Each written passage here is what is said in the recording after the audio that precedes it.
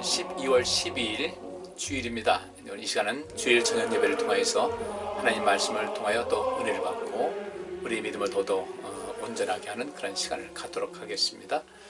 오늘 이 시간에 나눌 하나님 말씀은 오늘 오전 예배에 우리가 함께 살폈던 본문 말씀과 똑같습니다. 민수기 6장 22절부터 27절까지 말씀 제가 읽겠습니다. 여호와께서 모세에게 일러 가라사대 아론과 그 아들들에게 고하여 이르기를 너희는 이스라엘 자손을 위하여 이렇게 축복하여 이르되 여호와는 네게 복을 주시고 너를 지키시기를 원하며 여호와는 그 얼굴로 네게 비추사 은혜 베푸시기를 원하며 여호와는 그 얼굴을 네게로 향하여 드사 평강 주시기를 원하노라 할지니라 하라. 그들은 이같이 내 이름으로 이스라엘 자손에게 축복할지니 내가 그들에게 복을 주리라. 아멘. 오늘 낮 시간에 이 전체를 다 다룰 수 있는 시간이 좀 부족해서 24절까지 있는 말씀 살폈습니다. 24절까지 우리가 말씀을 살폈는데 이 시간에는 우리가 25절부터 27절 끝절까지 말씀을 계속해서 상고해 보도록 그렇게 하겠습니다. 25절 말씀에는 여호와는 그 얼굴로 네게 비추사 은혜 베푸시기를 원하며 그랬어요. 이것이 하나님 마음이에요. 하나님께서는 늘상 우리를 향하여 얼굴을 비추시고 은혜 베푸시는 하나님이시다. 이것을 간접적으로 이제 바꿔서 이야기를 하는 거죠. 하나님께서 모세를 통하여 제사장들이 이렇게 축복을 하라고 이렇게 말씀하셨는데 하나님은 어떤 분인가? 그 얼굴을 그 이스라엘 백성들에게 그들의 자녀, 하나님의 자녀, 그 또 하나님의 백성들에게 비추셔서 은혜 베푸기를 원하신다. 이것을 이제 전달하신 거예요. 그리고 제사장들이 이제 이것을 가지고 이 말씀 가지고 축복을 하고 있는데 이제는 이제 하나님 믿어서 이제 그리스도인이 됐고 또 하나님의 그 마음을 알고 하나님의 뜻을 아는 사람들은 우리가 하나님을 대신해서 많은 사람들에게 그 얼굴을 비추고 그들에게 은혜 베푸는 삶을 살아가야 되겠다는 것이죠. 이것이 우리에게 필요한 거예요. 그러니까 오늘 민수기 6장 22절부터 27절까지 말씀은 하나님께서는 우리에게 그토록 그런 많은 복을 주기를 원하시는 분이에요. 우리를 향해서 우리에게 복 주시기를 원하시고 우리를 또 지키시기를 원하시고 뭐 이런 모든 이야기가 이것은 하나님께서 우리를 향하시는 그 마음인데 그 마음을 우리에게 전달하고 또 그 다음에 제사장들은 이제 그런 그 하나님께서 이 모든 세상 사람들에게 그렇게 그 복을 내리시길 원하는데 이제 제사장들에게 말씀하시기를 너희도 이 백성들을 축복을 해라. 근데 말로만 축복하면 안 되잖아요. 그죠? 먼저 그 마음속에 영혼이 담긴 축복의 말이 돼야 되죠. 축복의 기도가 돼야 되고 그 다음에 분명히 그 하나님께서 이 사람들에게 축복하라고 하셨을 때 사람들을 축복해라 세상을 축복하라고 하셨을 때는 그 모든 그들을 축복할 수 있고 또 복을 줄 수 있는 그런 바탕을 제공해 주시겠다는 것이죠. 그래서 하나님께서 먼저 아브라함을 부르시고 그를 창대케 하셨어요. 그 이름을 창대케 하셨고 그의 삶을 창대케 하시고 그에게 엄청난 복을 주시면서 너는 세상 사람들에게 온 세상에 복을 끼치는 사람이 될 것이다 라고 말씀하십니다. 복을 끼치는 사람이 되라는 거예요. 그러니까 우리 이 말씀은 오늘 이 본문 말씀은 하나님께서는 우리에게 복 주시기를 원하신다. 또 우리를 지키시기를 원하신다. 또 그 얼굴을 하나님께서는 그 얼굴을 우리에게 비추사 은혜 베푸시기를 원하시고 또 그 다음에 하나님께서 우리에게 얼굴을 향하사 평강 주시기를 원하는 이것이 하나님의 마음이에요. 그리고 이런 그 하나님께서 이렇게 복을 주시기를 원하고 이런 많은 것을 베풀기 원하시는데 그 하나님의 뜻에 합당한 사람들에게는 여전히 베풀어 주신다는 거예요. 그런 복을 특별한 복이죠. 뭐 선인과 악인에게도 똑같이 태양빛을 비춰주시고 비를 내려주시는 하나님이신데 그 선인과 악인에게 동일하게 그 악인들에게도 역시 기회를 주시기 위해서 그렇게 하는 것이죠. 그렇게 은혜를 베푸시지만 특별한 그 은혜를 이스라엘 백성들에게 주시겠다. 바꿔 말하면 하나님을 믿는 모든 사람들, 하나님의 백성들에게, 하나님의 자녀들에게 그러한 복을 주시겠다는 그런 의미가 됩니다. 그리고 그 복 주시는 이런 모든 것을 제사장들에게 위임하셨고 우리는 왕 같은 제사장들이잖아요. 예수 그리스도, 그러니까 주님은 예수님은 그리스도시잖아요. 그럼 우리는 그리스도인이에요. 이 그리스도인은 무엇인가? 예수님을 대신해서 예수님의 분신이 돼서 예수님께서 이 땅에 오셔서 행하신 모든 일을 동일하게 행하는 것이 바로 그리스도인입니다. 우리는 그래서 이 세상에 복 주는 사람이 되셔야 돼요. 매일 뭐 복 달라 복 달라 이렇게만 하지 말고 이제는 우리가 정말 행동하는 신앙인으로서 이 세상에 복을 주는 그런 사람이 돼야 되겠다. 근데 뭐 교회마다 그저 그냥 다툼이 많고 이게 정평난 거 아니에요. 교회마다 다툼이 많고 그 속에서 시기 많고 분쟁이 하고 서로 편가름하고 이 속에서 서로 미워하고 그러니까 그 속에서 그리스도의 냄새가 전혀 나오지 않는다는 거죠. 그런데 어떻게 그런 마음을 갖고 그런 삶을 가지고 누구를 축복할 수 있겠어요? 그런데 여기 있는 말씀대로 내가 그들에게 제사장에게 하시는 말씀이에요. 내가 그렇게 제사장들이 이스라엘 백성들에게 축복을 하게 되면 내가 그들에게 그들을 위해서 복을 빌면 그들에게 복 주시겠다라는 것은 그들이라는 것은 축복하는 사람도 또 축복의 대상도 복을 주는 사람도 복을 받는 사람도 다 하나님의 은혜 가운데 있게 할 것이다. 그런데 더 중요한 것은요.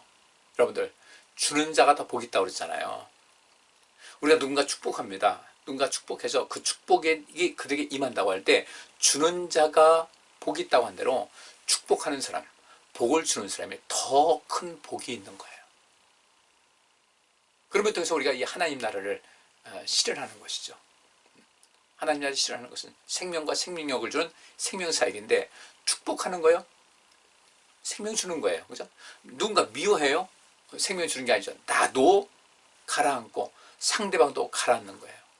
그러니까 우리는 이 말조차도 말 한마디 한마디 하는 것도 축복하는 그런 말이 돼야 되고 그 사람을 영혼을 살리는 그런 말을 해주셔야 돼요. 그전없이 용기를 주고 축복해주고 뭔가 잘못된 게 있으면 잘못된 길에 대해서 과감하게 이것은 아니라는 것을 이야기해줘서 돌이키게 하고 하는 이런 그 상대방의 삶에 그 생명력, 활력을 불어넣는 그런 말 솜씨를 해야 된다는 거죠. 그런데 우리는 그렇게 누군가를 축복을 하고 누군가 복주는 그런 말이 훈련되지 않고 그냥 감정대로 이게 툭툭 말을 던지는 것이 몸에 배 있다 보니까 우리 성도님들 안 그럴 줄 믿습니다만 그런 것이 배 있다 보니까 내가 축복의 말이 아닌 상대방의 마음에 아픔을 주고 상대방을 삶을 주저앉게 하는 그런 말을 하면서도 그 말을 하고 있다는 것조차도 인식하지 못하는 거예요. 제가 상담을 하면서 자주 느끼는 그런 것입니다. 네, 상담하면서요. 상담은 서로 부부간에 갈등이 있다고 할 때 서로 상대방 향해서 이런 얘기 저런 얘기 그런 많은 그런 상황이 있지만 그런 가운데서도 자기는 힘들다고 이렇게 하는데 실제로 말하는 거 보면 상대방의 그 영혼을 주저앉게 하고 그 영혼을 자꾸 이렇게 그 상처받게 하고 아프게 하는 그런 말을 많이 해요. 이게 상담 현장에서 늘 제가 경험하는 거예요. 그래서 이제 상담하면서 그런 얘기를 들으면 어떻습니까? 상대방 당연히 기분 안 좋죠. 이렇게 하면서 인식을 하는 거거든요. 내가 말을 좀 조심해야 되겠다. 말을 좀 참 조심해야 되겠다. 말은 내 속에 있는 그 내면의 속사람이 언어를 통해서 나타나기 때문에 굉장히 좀 중요한 것이고 우리가 오늘 이 시간을 통해서 또 오늘 낮 시간에도 이 말씀 봤는데 그래 그 말도 축복하는 그런 말을 하자. 축복하는 말을 하고 영혼을 살리는 그런 말을 해야 되겠다. 이게 분명히 훈련이 필요하거든요. 근데 훈련 가지고 또 안 되는 것이 나도 모르게 나와요. 사람은 다 부족하잖아요. 다. 누군들 하나님 앞에 바로 설 사람이 있겠습니까? 그래서 우리가 성령 충만함을 늘 강구해야 되는 것은 주께서 나에게 성령께서 나의 모든 입술을 주장하시고 나의 입술의 모든 말과 나의 마음의 묵상이 주께 연락되기를 바란다는 그것이 어떻게 가능하겠어요? 성령께서 우리를 도와주시면 돼요. 성령께서 자주 우리를 브레이크 잡아주시고 어떤 때는 또 이렇게 강하게 추진할 때는 또 악셀레이터 영향도 하시고 이런 것이 우리가 굉장히 중요한 것이거든요. 그렇기 때문에 오늘 우리는 이 말씀을 통해서 과연 축복하는 것은 무엇일까? 한 가지예요. 어떤 말을 했을 때 상대방에게 무슨 말을 그렇게 하느냐고 하는 이런 반발 사지 않은 그런 말, 상대방에 들어서 기분 좋은 말, 그래서 그렇게 해서 상대방이 기분 좋아하는 것을 통해서 나도 좀 뿌듯하고 우리 그렇게 해야 돼요. 무슨 말을 그렇게 하면 내가 말 실수했습니다. 내가 이게 이런 모든 것을 내가 조심한다고 하면서 이렇게 됐네요. 제 마음에는 절대로 내 생각에는 그런 것이 절대 없었습니다.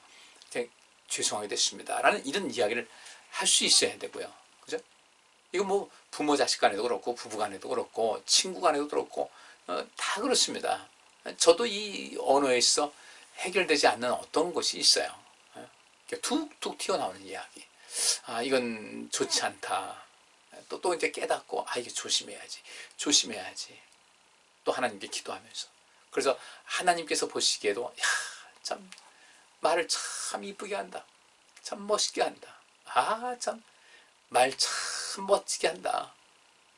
또 말을 듣는 그 사람도 그 속에서 위로를 받고 용기를 얻고 말하는 자신도 그런 모습을 보면서 뿌듯하기도 하고 또 자부심도 들고 또 거기서 자존감도 높아지고 이런 그 선순환이 계속될 수 있어야 되거든요.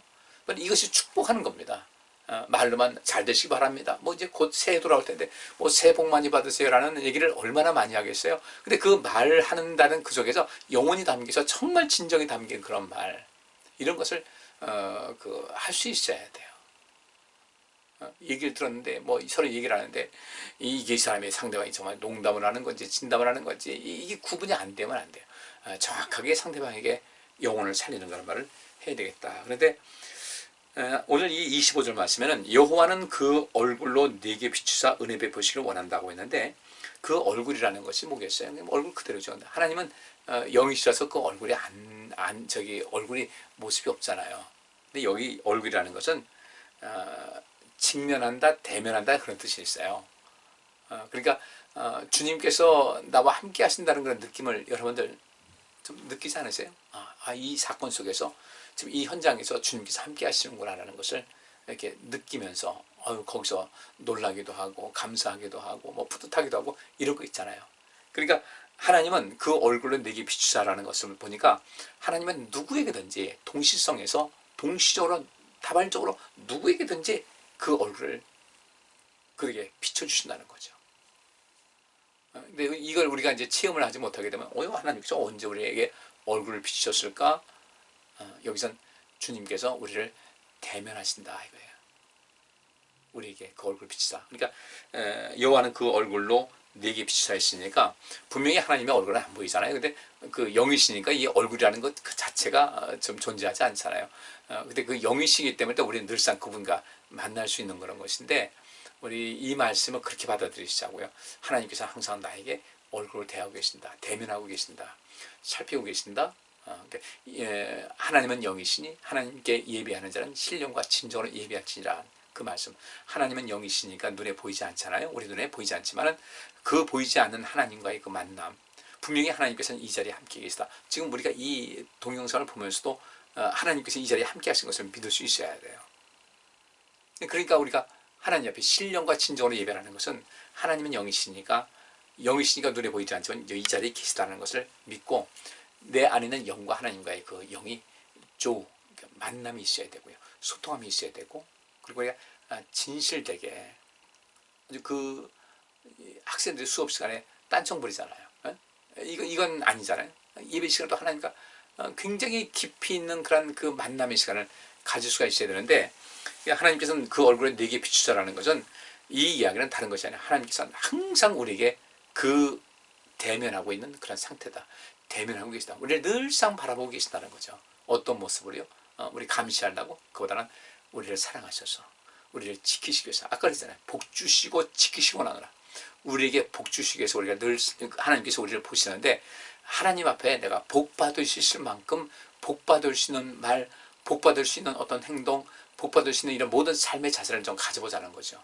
또 하나님께서 우리를 지키시려고 늘 바라보시잖아요. 사람들은 다 할 수가 없어요. 다 지켜볼 수가 없어요. 어떻게 우리가 항상 남들 지켜볼 수 있어요? 근데 하나님께서는 늘 우리를 지키시는 거예요. 왜? 사랑하시기 때문에. 그리고 그 얼굴을 우리에게 비치사 은혜 베푸시길 원하시는 하나님이시다. 우리 은혜를 베푸시기를 원하시는 분이에요. 우리에게 복 주시기를 기뻐하시고 우리를 늘상 지키시는 그런 하나님. 그리고 졸지도 않고 주무시지도 않는 그런 그 능력으로 우리를 지키시는 거예요. 열심히 살펴보시고 돌보시고 구원해 주시고 그죠? 지켜주시고 이 얼마나 감사해요. 시편 80편 1절부터 3절에 이런 말씀이 있습니다. 주의 백성을 양떼처럼 인도하시는 이스라엘의 목자시여, 우리에게 귀를 기울이시고 들으소서. 그룹 천사 사이에 앉아 계시는 주여, 빛을 비춰 주소서. 에브라임, 베냐민, 므낫세 지파에게 나타나셔서 주의 능력을 보이시고 와서 우리를 구원하소서. 하나님이시여, 우리를 다시 회복시켜 주시고 우리에게 자비를 베푸셔서 우리가 구원을 얻게 하소서. 하나님의 은혜를 간절히 간구하는 거예요. 그 은혜라는 것은 값없이 거저 받는 은혜잖아요. 근데 값없이 받는 은혜, 거저 받는 이 은혜. 근데 우리 하나님께서는 우리를 어떻게 하셔요? 양떼처럼 인도하시는 이스라엘의 목자셔요. 그룹 천사 사이에 앉아 계시는 주여, 빛을 비춰주셔서 우리가 빛을 비춰주시는 하나님이셔요. 에브라임, 베냐민, 므낫세 지파에게 나타나셔서 주의 능력을 보이시고 와서 우리를 구원하셔서 우리에게 능력을 보이시고 우리를 구원하시는 하나님이셔요. 우리를 또 회복시켜주는 분이에요. 우리에게 자비를 베푸셔서 우리에게 구원을 베푸시는 분이에요. 그러니까 우리 눈에 보이지 않지만 내 눈에는 하나님이 안 보여요. 근데 우리 분명히 하나님께서는 우리가 지금 함께 하죠. 우리 앞에 계셔요. 우리의 삶 전체를 돌보고 계신 거예요.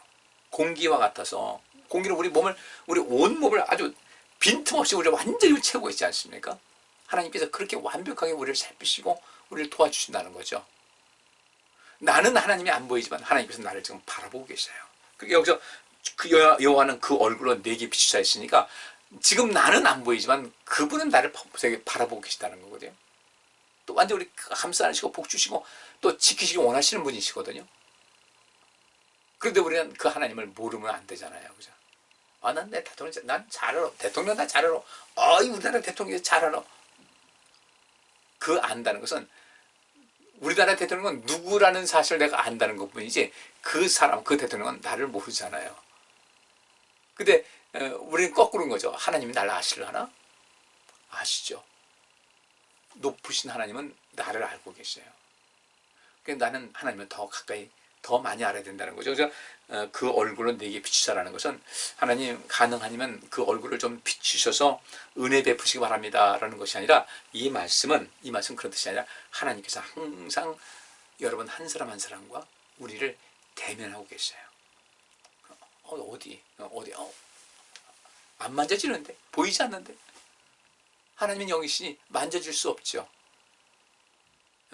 또 보이지 않죠. 그런데 그분은 나를 대면하고 계시다는 거예요. 그래서 우리에게 은혜 베푸시기 원한다. 이 말씀은 바로 그겁니다. 하나님은 우리와 대면하고 계시기 때문에 항상 우리에게 은혜를 베풀고 계시다는 거예요. 과거에도 그렇고 지금도 그렇고 이후도 그렇고 이것을 완곡하게 해서 여호와는 그 얼굴로 내게 비추사 은혜 베푸시기를 원하신다라고 이렇게 얘기를 하죠. 모세는 그렇게 얘기하는 거예요. 우리 하나님은 어떤 분인가? 그 얼굴로 여러분들을 비추사 은혜 베푸시기 정도 원하고 계신다. 그럼 우리가 딴 나라 얘기 같으죠? 아니에요. 지금도 하나님께서는 우리에게 그 얼굴을 우리를 향해서 우리를 비춰주신 거예요. 얼굴을 우리에게 보여주신 거예요. 이 영의 눈이 뜨여졌으면 하나님의 임재하심을 느낄 수가 있는 거죠. 알 수가 있는 거죠. 근데 그 은혜 베푸시기 원한다라고 했으면 이제 또 아까 말씀드린 대로 하나님께서 우리에게 은혜 베푸시기 원한다. 은혜를 베풀어 주셔요. 베풀기 원하시니까 분명히 베풀어 주셔요.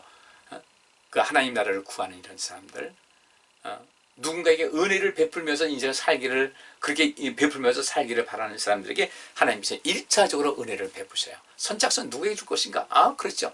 누군가에게 은혜 베풀 그 준비가 잘 돼 있고 늘상 보면 늘 은혜를 베푸는 그런 삶을 살아가는 사람들, 이 사람들에게 먼저 하나님께서 은혜를 베푸시는 거죠. 그래서 우리가 그 누가복음 4장 18절과 19절, 아마 저는 누가복음 4장 18절과 19절 말씀을 계속 인용할 거예요. 왜? 이게 너무 중요한 거기 때문에. 이 하나님 나라와 하나님의 의를 구하는데 이거 아주 이게 핵심적인 구절이에요. 거기 뭐라고 했습니까? 이제 여러분도 다 외우고 계실 것 같은데, 주께서 나를 성령으로 충만하게 하셨으니 가난한 사람에게 기쁜 소식을 전하게 하시려고 나를 택하여 보내셨다. 그가 나를 보내신 것은 마음 상한 자를 고치고 포로에게 자유를 선포하며 눈먼 사람을 다시 보게 하고 짓눌린 사람을 풀어주며 주께서 은혜 베푸실 때를 전파하도록 하기 위해서이다. 우리는 어떤 사람이에요? 주께서 나를 성령으로 충만하게 하셨어요. 왜 그런가 봤더니 가난한 사람에게 기쁜 소식을 전하게 하시려고 나를 택하여 보내셨어요. 우리는 주님께로부터 택함 받았고 또 또 그 다음에 주님께로부터 보냄받은 사람이에요. 뭐 하기 위해서? 가난한 사람들에게 기쁜 소식을 전하기 위해서.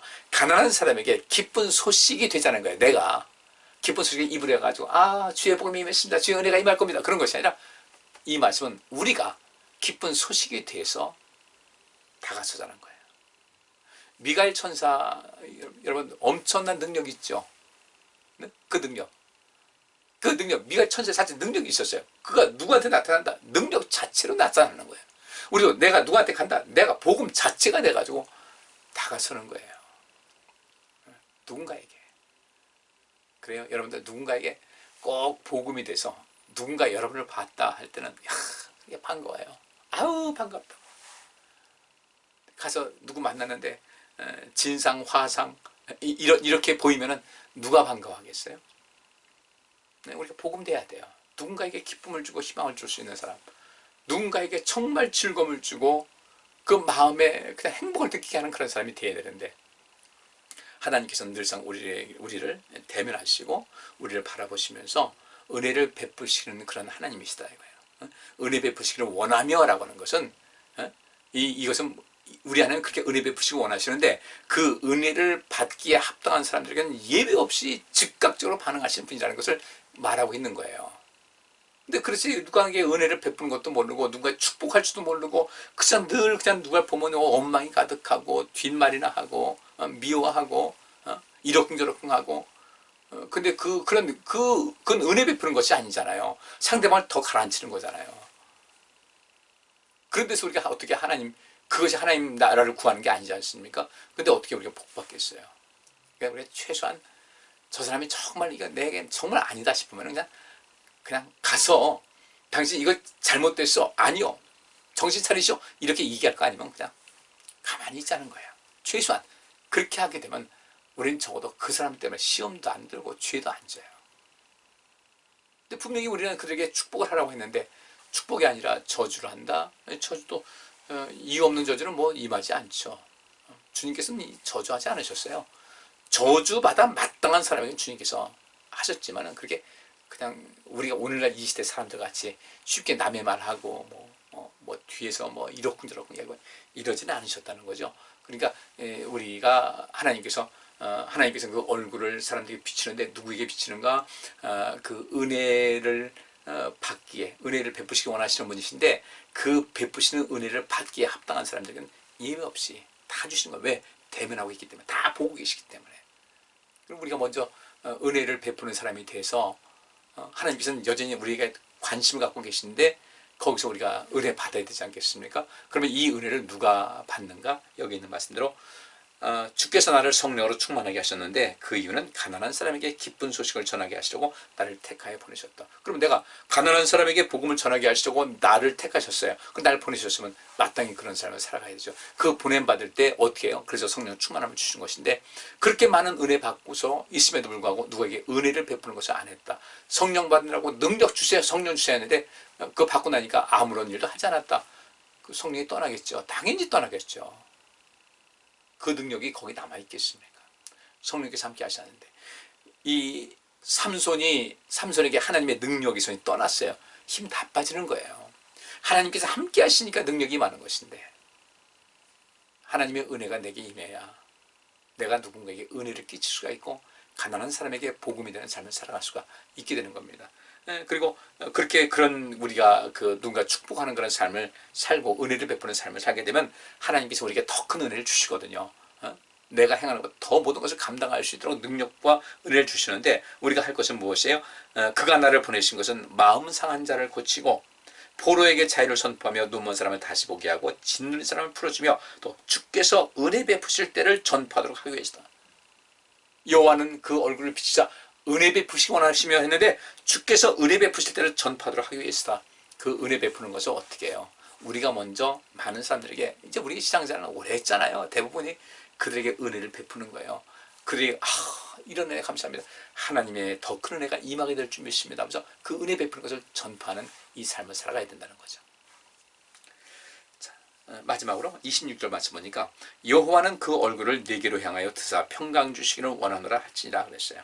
자, 여기서 그 얼굴을 내게로 향하여 드사 같은 이야기예요. 그 얼굴을 너에게로 향하여서 드사. 드는 거예요. 더 적극적, 앞에보다 더 적극적이죠. 내게로 향하여 그 얼굴을 내게로 향하여 드사 평강 주시기를 원하노라. 이 말씀이 얼마나 감사해요. 그러면 여기 있는 말씀대로 이 평강이 얼마나 큰 복이라는 것을 알 수가 있겠죠. 복 주시기 원하고 지키시기 원하고 그 얼굴을 비치사 또 은혜 베푸시기 원하고 평강 네 가지예요. 복 주시는 거, 지키시는 거, 은혜 베푸시는 거, 평강인데 사실 거기는 다 포함이 됐죠. 사실 다 포함이 된 것인데 이 말씀은 하나님께서 우리에게 평강 주시기를 원하셔요. 그래서 예수님께서도 이제 부활하신 다음에 두려움 가운데 떨고 있는 그 제자들에게 나타나서 제일 먼저 하신 말씀이 뭐였어요? 숨을 내쉬며 가라사대 때 평강이 있을지어다 성령을 받으라. 이것이 주된 내용이었어요. 그러니까 성령 받으면 평강이 임하는 거죠. 우리 사람들은 늘 불안 속에 있잖아요. 불안 속에 있고 불행한 사람이 아닌가. 늘 안전을 걱정을 하고 그죠? 건강 걱정을 하고 내가 잘 돼야 될 텐데 이거 안 되는 거 아닌가. 내 마음속에 평강이 있어야 되거든요. 저도 어린 시절에 무엇 때문에 그런지 모르지만 저는 이 마음속에 이 불안 심리가 꽤 오랫동안 작용하고 있고 아직도 그것이 완전히 뿌리가 뽑혀지지는 않았어요. 뭐 누구나 사람들은 그 불안 심리가 다 있긴 하지만은 조금 그런 것이 좀 제게는 더 심했어요.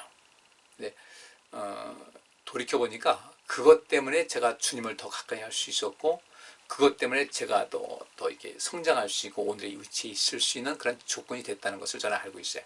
그러면서도 불구하고 그 불안이 내 안에서 또 자꾸 이렇게 활성화돼 가지고 비활성화된다. 그러니까 이제 화산도 그런 거 있잖아요. 화산이 휴화산이 있고 사화산이 있고 활화산이 있어요.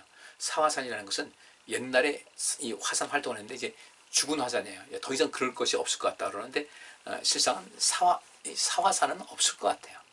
이미 한번 그렇게 그 화산이 작용했었기 때문에 언젠가는 그 할 수 있는 어떤 여지가 남아 있는데 그 휴화산이에요. 휴화산은 사화산이라고까지 할 수 없는데 지금 일시적으로 그 움직임이 멈춰 있는 쉬고 있는 그런 화산이다. 이게 활성화되지 않고 있다는 거죠. 사화산이나 휴화산은 활성화되지 않고 있는데 실제로 활화산이라는 것은 활동이 왕성한 거예요. 예? 쉽게 말하면 활성화되고 있다는 거예요. 활성화된 상태다.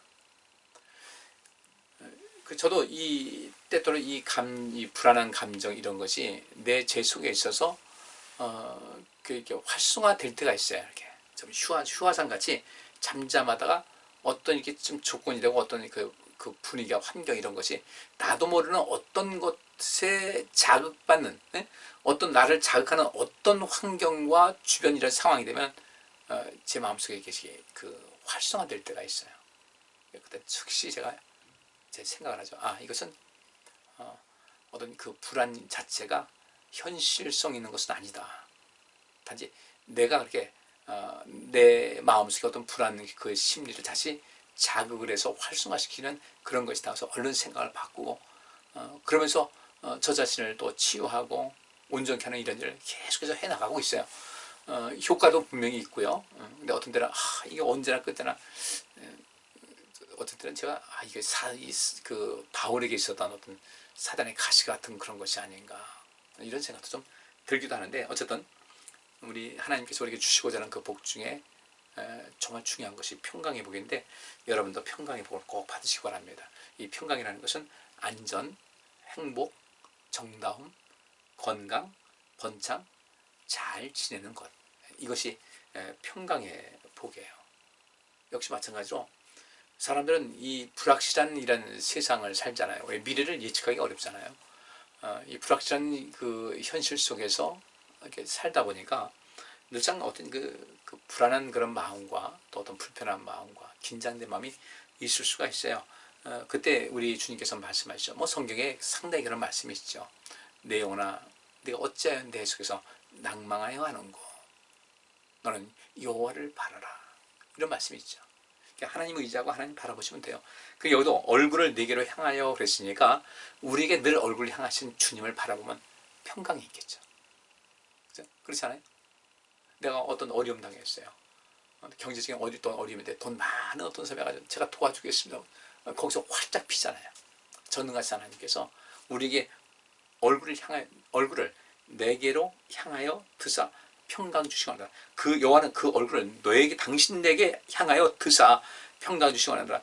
당신을 향해서 이렇게 해가지고 좀 더 적극적이죠. 앞에 그 은혜 베푼다는 것은 좀 광의적이면서 대중이라면 여기서 그 평강 주신다는 것은 좀 개인적인 거예요. 그 얼굴을 내게로 향하여 드사라고 했으니까 좀 그 1대1적인 그런 1대1 관계 이런 것을 이야기할 수 있겠죠. 그렇게 해서 평강 주시기 원하노라. 바꿔 말하면 하나님께서는 우리 성도님들 한 사람 한 사람 향해서 평강 주시기를 원하시는 분이에요. 평강을 주시려고 다 준비가 다 된 상태예요. 그럼 어떤 사람에게 평강이 임할 것인가? 마찬가지예요. 주 안에서 평강을 얻기를 원하는 사람들. 바울이 그럽니다. 약할 때 내게 강함 주시는 하나님이다. 내 인생의 모든 평강은 주님을 가까이 할 때부터 하는 그 순간 이어지게 된다. 그리고 또 우리가 해야 될 일 있죠. 주님께서 내게 평강 주시면 그 평강 가지고 뭐 하겠어요? 그냥 평강 가지고는 편하게 살아. 그거 아니죠. 내가 경험했던 그 놀라운 은혜를 가지고 이 세상에 평강을 끼쳐주는 거예요. 세상을 안전한 세상을 만드는 겁니다. 그죠? 중요하잖아요. 안전한 세상을 만드는 거예요. 우리는 우리 삶의 주변을 안전한 그런 환경으로 만드셔야 돼요. 모든 것을. 혹시라도 우리 집에서 어떤 안전사고가 날 그런 그 가능성이 있는 것은 없는가를 좀 잘 살필 수 있어야 되고, 그죠? 예를 들어서 어떤 커팅 같은 칼이 있을 때 쭉 쓴 다음에 딱 집어넣어야 되잖아요. 근데 그냥 놓는다고요. 귀찮더라도 집어넣었다. 쓸 때 밀어서 칼날 나오게 하고 쓰고선 집어넣고 해가지고 안전하게 할 수 있는 그런 것이 돼야 돼요. 어떻게 뭔가 좀 운동을 한다든지 할 때는 스트레칭이라고 그러죠. 충분히 준비 운동하고 아까 낮에도 말씀드렸지만 이제 연세가 드시면요 일어나가지고 벌떡벌떡 일어나는 것만큼 아주 보통 위험한 것이 아니에요. 누웠다가 일어나서 좀 어느 정도 이렇게 그 혈액순환을 하게 하고 그 비행기 조종사들 있잖아요. 전투기 조종사들은 이 허리를 해가지고 다리, 발목 있는 데까지 어떤 옷을 입어요. 옷을 입는데 바지 같지는 않아요. 이렇게 지퍼를 쭉 채우고 하는 것인데 G 슈트라고 있어요. 그래비티 슈트라고 그래요. 이 그래비티라는 것이 중력이거든요. 중력 슈트를 입고 거기에 이제 길다랗게 호스가 나와 있는데 그 엔진에서 나오는 굉장히 강한 그 압력의 공기를 거기에 불어넣어요. 이게 어떻게 하는가?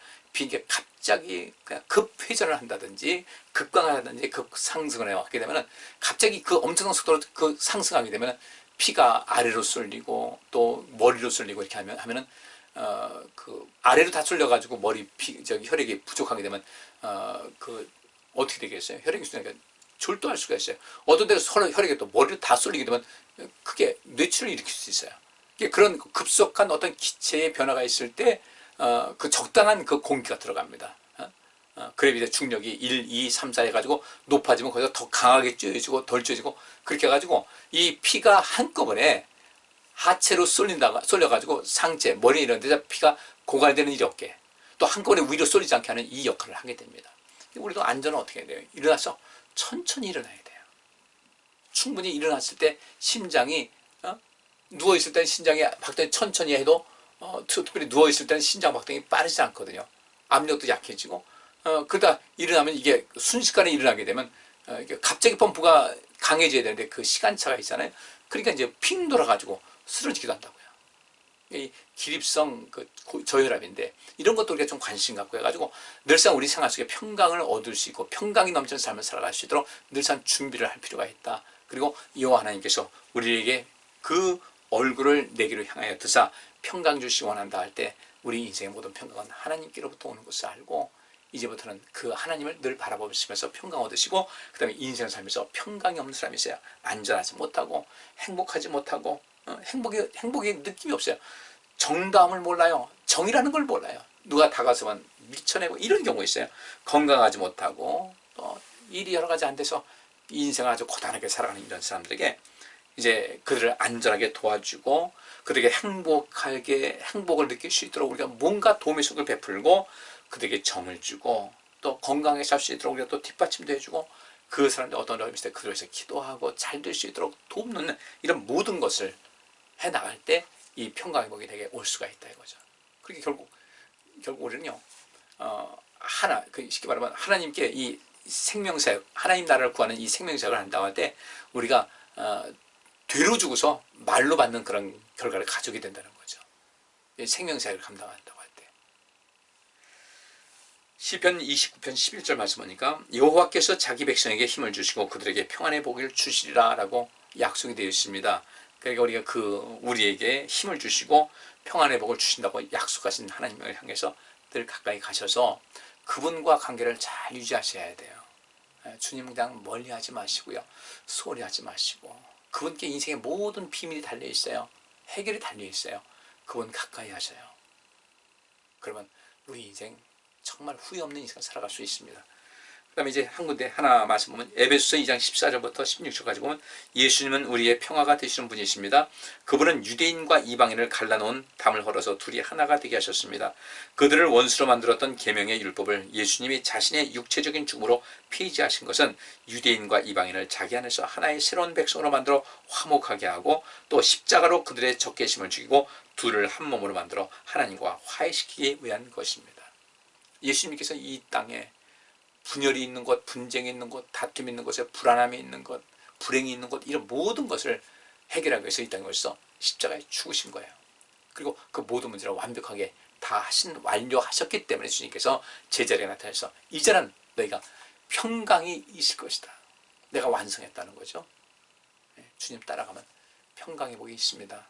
그리고 이제 우리 제자들도 예수님께서 그 잡히시기 당일까지도 얼마나 서로 네가 더 높으냐, 내가 나보다 높으냐, 네가 왜 높으냐, 내가 더 높지, 이러면서 있었거든요. 서로 다툼이 있었는데 그 이후로 주님을 만나고 난 다음에 주님께서 하신 모든 일을 상황을 보고서 그들은 정말 화평의 도구가 돼서, 평화의 도구가 돼서 세상을 새롭게 변화시켰거든요. 여러분들이 그 어떤 분쟁이라든지 갈등이라든지 다툼이라든지 이런 관계보다는 내가 정말 모든 것을 온전하게 해서 이 화해에 예수님께서 화목의 제물 된 것 같이 우리도 그런 삶을 살잖아요. 그렇다고 이렇게 죽는 건 아니거든요. 그러면 어떻게 되는가? 내 속에 내가 이제까지 경험하지 못했던 엄청난 평강이 있을 수가 있다. 평강이 주어진다. 왜? 평강을 심었기 때문에.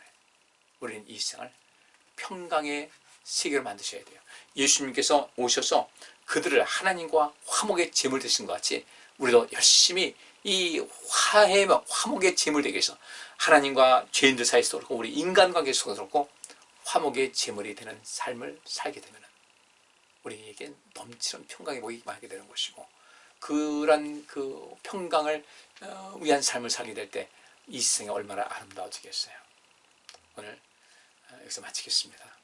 그렇게 하게 되면 우리가 그 모든 축복을 하는 우리에게 하나님께서 복 주신다고 약속하고 있으니까, 또 그러면서 혜택이 있는 사람, 얻는 사람도 복이 있잖아요.